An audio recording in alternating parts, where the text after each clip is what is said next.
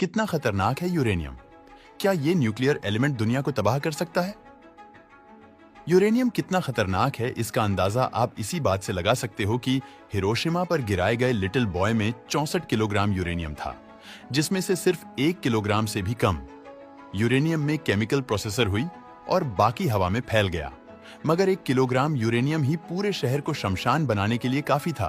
तो जरा सोचिए, अगर पूरे 64 किलो यूरेनियम का ब्लास्ट होता तो क्या होता? जहां पूरा जापान दुनिया के नक्शे से मिट जाता। दोस्तों, यूरेनियम आखिर है क्या?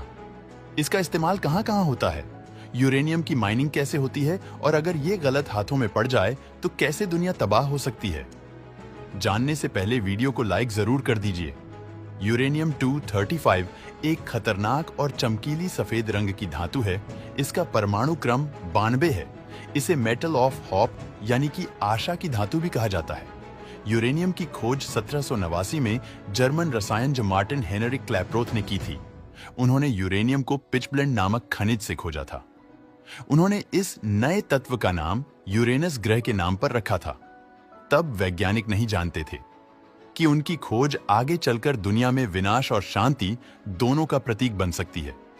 जी हां, एक चमकदार सा दिखने वाला धातु जो दिखने में भले ही आम लगे, लेकिन इसके अंदर छुपी है एक ऐसी ऊर्जा जो पूरी दुनिया को पल भर में भस्म कर सकती है। ये एक रेडियो एक्टिव एलिमेंट है, यानी इसमें से लगातार रेडिएशन निकलता रहता है और ये रेडिएशन इसका सबसे बड़ा हथियार है। ये इतनी पावरफुल एनर्जी छोड़ता है कि अगर इसे सही तरीके से कंट्रोल किया जाए तो बिजली बना सकता है, लेकिन अगर इस एनर्जी को गलत तरीके से छोड़ा जाए तो पूरा शहर राख में बदल सकता है। इसलिए वैज्ञानिक इसे ड्यूल नेचर एलिमेंट कहते हैं, यानी भविष्य का उजाला भी इसी में है और प्रलय का अंधेरा भी। आज पृथ्वी पर करीब 16 मिलियन मेट्रिक टन यूरेनियम मौजूद है, जिसमें 5.5 मिलियन मेट्रिक टन को खोजा जाता है, जिसका ज्यादातर हिस्सा ऑस्ट्रेलिया में है। जिसके बाद कजाकिस्तान, रूस, कनाडा और नाइजर में भी यूरेनियम पाया जाता है। हालांकि भारत के झारखंड में भी यूरेनियम की खदान है, लेकिन हमारे यहाँ पे मिलने वाला यूरेनियम एवरेज क्वालिटी का है। अब बात करें यूरेनियम की खोज कैसे की जाती है, तो मेटल पृथ्वी की ऊपरी सतह और समुद्री खाद्यान्नों में मिलता है, जिसमें टेम्परेचर इतना ज्यादा होता है कि ज्यादा रहने से आपकी त्वचा भी जल सकती है।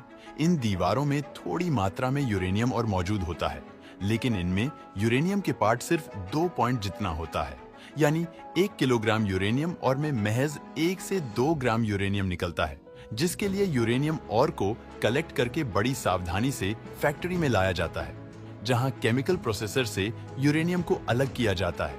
यूरेनियम ट्राइऑक्साइड के फॉर्म में होता है, जिस पर सल्फ्यूरिक एसिड की बौछार की जाती है और कुछ केमिकल प्रोसेसर के बाद यूरेनियम ट्राइऑक्साइड में बदल जाता है तो ब्लैक कलर का फाइन पाउडर होता है। फिर इसे छोटे छोटे सिलेंडर के आकार में काटकर 24 घंटों तक भट्टी में तपाया जाता है, जिससे यूरेनियम में पोर्स यानी छेद हो जाते हैं और उसकी डेंसिटी बढ़ जाती है। फिर इन्हें यूरेनियम रोड में तब्दील करके पावर प्लांट और न्यूक्लियर रिएक्टर में भेज दिया जाता है। अब आप कहेंगे कि इतनी सी यूरेनियम रोड से क्या बिजली पैदा होगी? तो अब हम आपको जो बताने वाले हैं वो सुनकर आपके होश उड़ जाएंगे। दोस्तों, यूरेनियम इतना पावरफुल है कि 1 किलोग्राम यूरेनियम से आप 1500 टन कोयले जितनी एनर्जी पैदा कर सकते हैं।